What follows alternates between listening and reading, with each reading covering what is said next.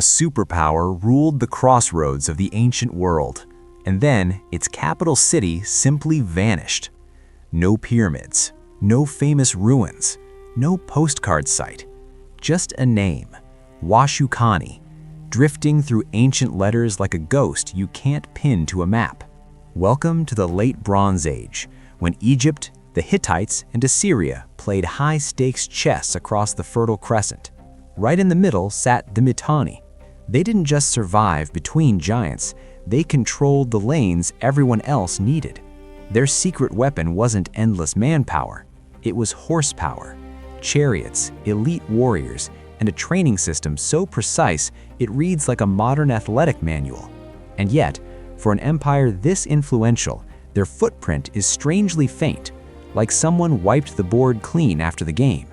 Today we follow the trail. The Maryannu chariot nobility, Kikkuli's legendary training text, the political drama preserved in the Amarna Letters, and forensic clues like clay sourcing that might finally point to where Washukanni is hiding. Welcome back to Armchair Archaeology, where lost cities aren't just mysteries, they're invitations to rethink power, memory, and what history chooses to leave behind.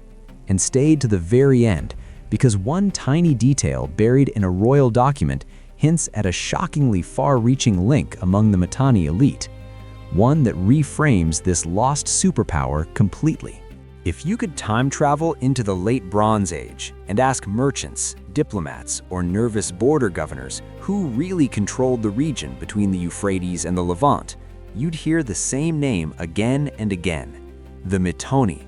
They weren't a footnote, they were the pressure in the room, the kingdom that sat in the middle zone, where caravans had to pass, armies had to march, and alliances had to be negotiated like life insurance policies. And yet, when we look for them today, the Mitanni feel like a superpower with its volume turned down. Egypt left temples that still flex in the sunlight. Assyria carved its victories into stone like it wanted eternity to keep score. The Mitanni? Fewer monuments, fewer obvious royal showpieces, almost as if their greatness lived in things that don't survive well. Administrative routines, perishable materials, and the constant movement of people, horses, and goods across a busy frontier. That's the strange part about Washukanni before we start hunting for it. How does a state that can bargain with pharaohs and frighten neighbors into careful diplomacy leave such a faint archaeological silhouette? Mitanni power seems to have worked less like a single spotlight and more like a web of leverage. Control the routes, the bottlenecks, the vassal cities, the flow of tribute, and you can be everywhere without building one gigantic stone billboard announcing it. Influence spreads through habits. Who pays whom? Who hosts whose envoy? Who suddenly fortifies a border? Who marries into whose family? Sometimes the clearest trace of a kingdom isn't a ruin, it's a change in everyone else's behavior. When letters grow more urgent, gifts more extravagant, and royal marriages more defensive, you're watching people react to a force they take seriously, even if we can't point to its capital on a map. And that's why the missing city matters. Find Washukanni, and the Mitanni stop being an invisible empire and become a place you can stand in, measure, and finally understand. If stories like this change how you see power in the ancient world, this is where they keep unfolding. Subscribe and stay with the dig. To understand why the Mitanni could loom so large with such a faint archaeological footprint, you have to meet the people who carried their power on wheels, the Maryannu. They weren't just soldiers, they were a warrior nobility, an identity as much as a job, built around horses, chariots, and the kind of status that could make a border city think twice before changing sides. In the Bronze Age, a chariot wasn't simply a weapon, it was a statement. Fast, loud, and terrifying in open terrain, it turned battle into spectacle, arrows slicing out of a moving platform, dust clouds announcing your arrival before anyone saw your face. But the real force of the Maryannu wasn't only what happened in a clash, it was what their presence implied: training, wealth, connections, and a kingdom organized enough to keep this entire system running. Because here's what's easy to miss. A two-man chariot team is never just two men. It's a small industry. You need horses bred and conditioned, grooms to feed and calm them, leather workers for tack, carpenters for frames, metal workers for fittings, and stable space that doesn't collapse into disease and chaos. You need spare parts, spare animals, and the authority to demand all of it on schedule. A single chariot warrior carries an invisible crowd behind him. That's why the Maryannu mattered politically. They were a mobile elite, people who could be dispatched as enforcers, honored guests, hostages, or marriage escorts, depending on what the moment demanded. Their chariots weren't only for fighting, they were for being seen, for turning speed into prestige, and prestige into obedience. So when later letters and rival records treat Mitanni power with a careful, measured respect, it isn't abstract. It's the memory of hooves and wheels, of an elite class engineered to make intimidation look effortless. Chariots look glamorous in reliefs and reconstructions, polished wood, taut leather, a warrior standing tall. But the real engine of Mitanni power was living, sweating, stubborn, and expensive. Horses don't care about your politics. They care about conditioning, feed, water, rest, and the thin line between peak performance and injury. That's where the Mitanni quietly outclassed their rivals, not just by owning horses, but by systematizing how to turn them into reliable machines. This is where Kikkuli enters the story, not as a mythic horse whisperer, but as the voice of a training tradition so detailed it feels startlingly familiar. His text lays out a program with structure, controlled work, recovery, pacing, even attention to what the animal eats and when. You can almost hear the rhythm of it, days measured not only by sunrise and sunset, but by effort, breath, and the discipline of repetition. What makes this such a game changer is how it reframes chariot warfare. Victory isn't only about bravery or better arrows, it's about logistics and physiology. A chariot team that can keep speed late in the day, stay steady on uneven ground, and avoid breaking down under stress becomes a weapon you can plan around. That reliability changes diplomacy too, because allies and enemies start treating your threats as credible. And the surprising part is that this training tradition didn't live in a vacuum. It hints at a world where knowledge moved across courts, specialists prized, borrowed, and sometimes poached like star athletes. A king who could secure the best horse trainers didn't just gain an advantage, he signaled competence, wealth, and control. In a landscape of rival powers, that signal mattered. Of course, turning horses into an imperial tool comes with a cost. You need pasture land, fodder supplies, veterinary know-how, and routes safe enough to move animals without losing them. Maintaining chariot power pushes a kingdom outward towards fertile edges, trade corridors, and stable access to resources. So Kikkuli's program isn't only about horses. It's a blueprint for how the Mitanni built leverage, discipline at the smallest level, and dominance at the largest. Details like this are why the Ancient Secrets mug exists, designed for long reads, slow thinking, and the kind of historical fragments that only make sense when you sit with them. It's linked in the pinned comment. Look at the Fertile Crescent, and the famous corners grab your eyes. Egypt's Nile world, Mesopotamia's river cities, Anatolia's highlands. The Mitanni built their strength in the in-between, corridors, crossings, and hinge points where armies and trade caravans had to funnel through, whether they liked it or not. It wasn't the richest land on Earth, and it wasn't the safest. It was valuable because it connected everything. Control that middle zone, and you don't need to conquer every neighbor outright. You can make them negotiate. You can slow an enemy's march by denying water and pasture. You can speed up your own by keeping way stations loyal. You can tax trade, demand tribute, and decide which local rulers get protected and which get left exposed. In a world where messages travel at the pace of a horse and supply lines are fragile, geography itself becomes a weapon.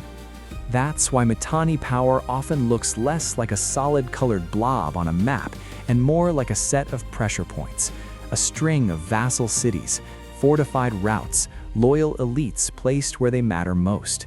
The kingdom didn't need to hold every field, it needed to hold the doors. And once you're the doorkeeper, everyone else starts knocking. You can see it in the way other great powers behave. When Egypt wants influence in Syria, it can't just want it. It has to deal with whoever controls the pathways inland. When the Hittites push south, they don't collide with Egypt first. They collide with the middle. Even the language of diplomacy starts to orbit these choke points because what's being traded isn't only gold or brides, it's access. The startling thing is how modern it feels. Empires rise on ports, canals, mountain passes, and highways. The Mitanni rose on Bronze Age equivalents, river crossings, grazing zones, and routes that kept chariots and caravans moving. Their dominance wasn't magic, it was leverage made geographic. And it came with a built-in danger. When you're the corridor, you don't get ignored, you get contested. Every hungry neighbor eventually decides the middle is the prize. For the Mitanni, the smartest battlefield wasn't always a plain filled with dust and arrows.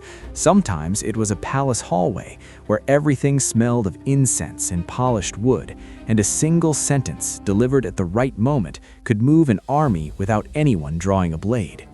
Egypt was the brightest star in the region's political sky, and the Mitanni didn't try to outshine it. They did something more practical. They tied themselves to it. Royal marriages became a kind of armor. When a Mitanni princess crossed the desert toward the Nile, she wasn't only bringing jewelry and attendants, she was bringing a message every rival could read. This border has friends. In a world where treaties could evaporate the moment a king died, family bonds were meant to last longer than ink. Gift exchange worked the same way. Gold, fine textiles, carved luxury items, these weren't presents in the modern sense. They were pressure valves and power signals. Send enough splendor and you're saying, we respect you as an equal. Send too little and you're saying the opposite. You can almost feel the tension in the ritual of it, the careful counting, the diplomatic compliments that are really measurements, the unspoken question, are we still aligned or are you looking elsewhere? What makes the Mitanni stories so gripping is how quickly warmth can turn into worry. When relations with Egypt are strong, the Mitanni were untouchable, able to face threats in the north and east with confidence. But the moment that connection cools, when attention shifts, when promises feel delayed, when gifts don't land the way they used to, the whole balance starts to creak. Rivals don't need certainty, they only need a hint that the Middle Kingdom might be isolated. And there's something quietly astonishing about it. An empire famed for chariots and warrior elites, choosing again and again to fight with weddings, etiquette, and gold. Not because they were weak, but because they understood that controlling the center meant controlling perceptions. If everyone believes you have powerful friends, you often don't have to prove it on the battlefield. Forget the monuments for a second. The late Bronze Age starts sounding real when you read the letters. Tired, proud, offended messages where kings negotiate like the world might tilt if a gift arrives late. That's what makes the Amarna Letters feel so alive. They're basically the international inbox of the ancient world, and the Mitanni show up there not as an abstract empire, but as a relationship you have to constantly manage. In these messages, diplomacy isn't poetic, it's practical. A Mitanni king calls the pharaoh brother, and that single word does heavy lifting. It claims equality. Then come the soft complaints wrapped in polite phrasing about delayed gifts, about the quality of what was sent, about whether proper respect was shown. The stakes are high, but the tone can be startlingly human. You can almost picture a scribe pausing before a risky sentence, knowing the wrong wording could turn into a border crisis 6 months later. Gold is a reoccurring obsession, and that's not just greed. In this world, gold is reassurance. Gold is proof you're valued. Gold is the visible marker that an alliance still has weight. When someone asks for more, they're often really asking, are we still your priority? If you were one of these kings, what would worry you more? A delayed shipment of gold, or silence from an ally who used to write often? And while the letters are filled with courtesies, they also leak anxiety. The political landscape is shifting. Other powers are watching. A friendly phrase might be sincere, or it might be a way to lock someone into obligations before the situation changes.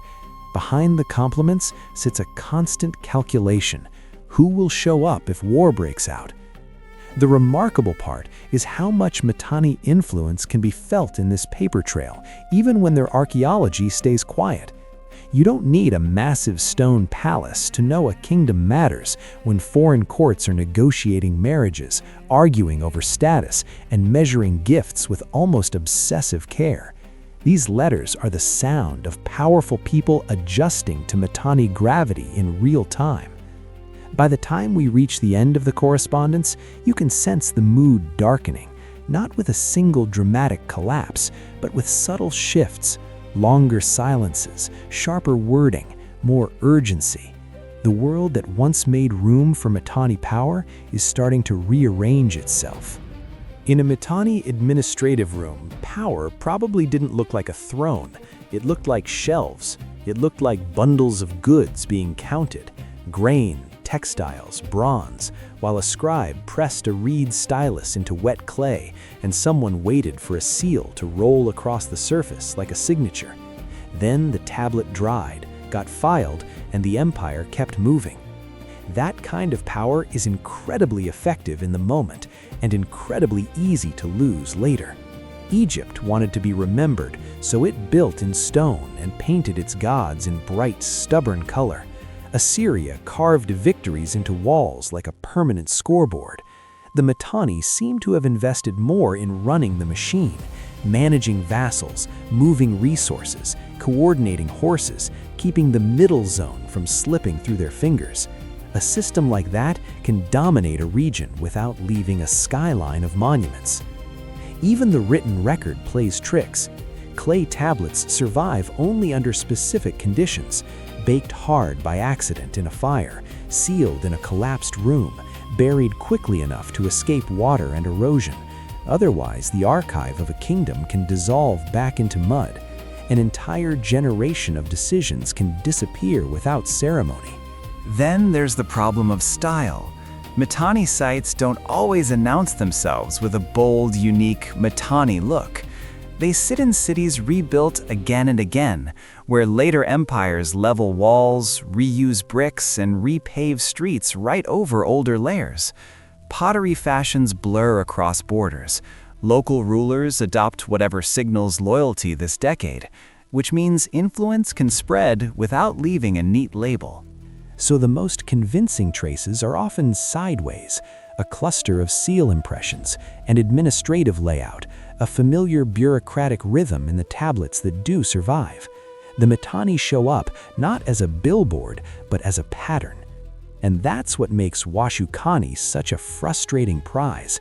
The capital may be missing, not because it never existed, but because it was built to function, and because the best evidence for it only appears when disaster freezes a single moment in place.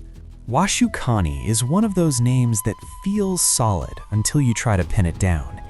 It appears in the written record with the confidence of a place everyone important already knows.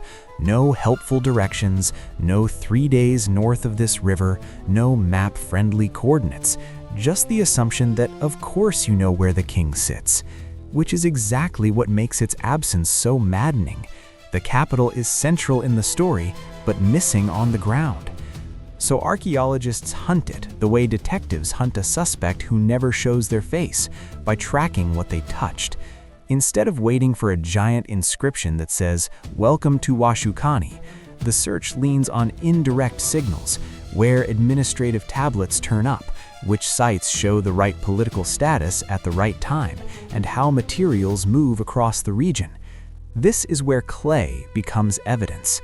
Many tablets weren't written on clay shipped from far away. Scribes often used what was local. That means the chemistry of a tablet can sometimes whisper where it was made, because river valleys and soils leave distinctive signatures. When researchers analyze clay and compare it to known sources, they're not just studying mud, they're testing whether an archive likely belonged to a place nearby or arrived as cargo.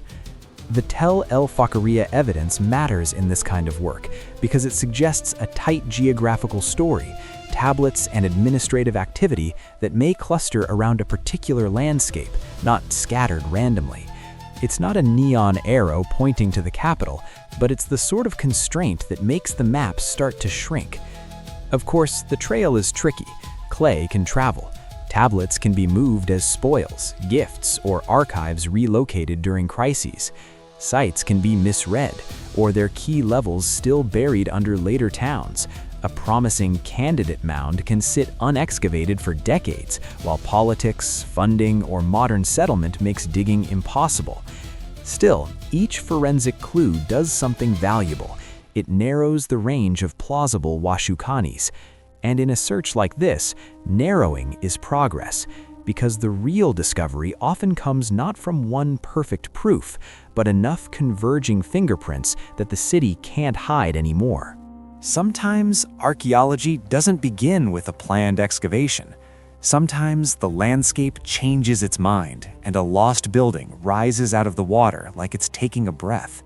At Kemune, a drought-driven drop in a reservoir pulled the shoreline back and exposed late Bronze Age walls that had been hidden for years. One season, it was open water. The next, you could trace corridors and rooms in mud-streaked stone, as if the past had been waiting for a brief window of air. The scene is almost surreal. Wet silt clinging to blocks, sharp sunlight on surfaces that haven't seen in generations, and modern crisis humming in the background. And exposure is a countdown. Once water retreats, wind and heat start cracking plaster. Salts creep through brick. If the reservoir rises again, the same water that hid the palace can grind it down. That's why the work turns urgent and almost surgical. Measure, photograph, stabilize, lift what you can, because the site can vanish twice, first beneath the surface, then into damage. Kemune also shifts the meaning of lost. Not every missing city was burned to the ground or erased by conquest. Sometimes it's simply sealed away by changing landscapes and modern infrastructure, preserved but unreachable, until conditions flip. And when a palace plan appears like this, it's hard not to think about what palaces hold: storerooms, offices, ceilings, the routines of administration.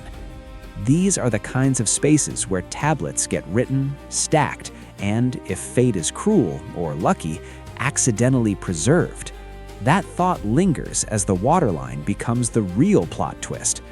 If one major building can sit intact under a reservoir until a drought briefly reveals it, then the Mitanni world may still be out there in pieces, under later cities, under fields, under tells nobody has opened yet, waiting for the ground to give us another chance, and for us to recognize it quickly enough when it does. Mitanni power was built for a world where balance could be managed. Lean on diplomacy here, chariot strength there. Keep the middle zone stitched together through alliances and pressure. The problem is that the late Bronze Age doesn't stay balanced, it tilts. And when it tilts, the kingdom in the middle feels it first. From the north and northwest, the Hittites expand with cold logic. Secure corridors, peel away vassals, turn contested cities into stepping stones. From the east, Assyria begins to surge again, less interested in partnership, more interested in control.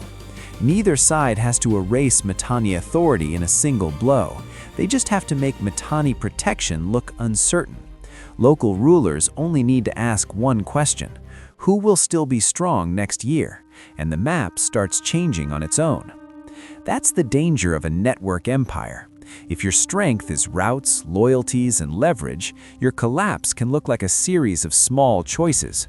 A city defects, then another, then a third. Tribute slows. Garrisons become islands. The chariot elite can win battles and still lose the region if the system behind them is fraying.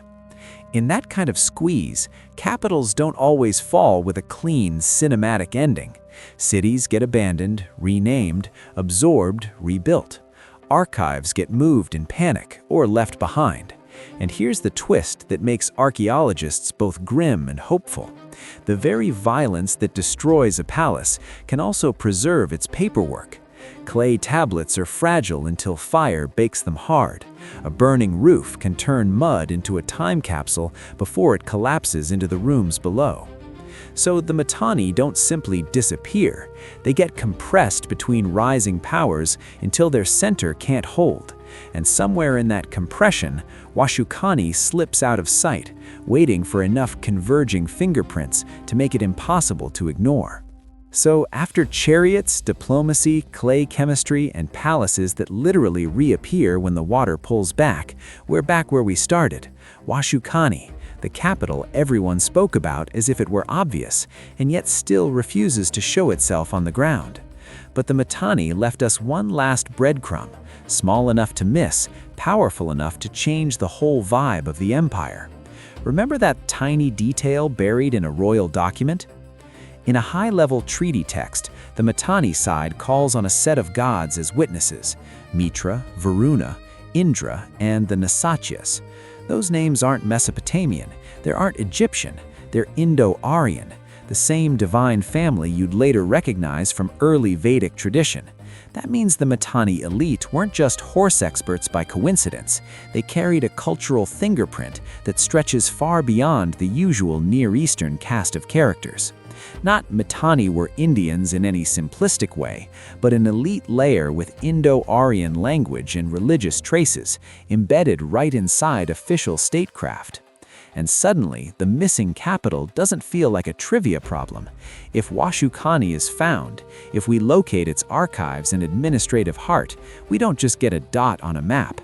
We get clarity on who this chariot-obsessed ruling class really was, how they rose so fast, and how an empire influential enough to marry into Egypt could still fade into near invisibility.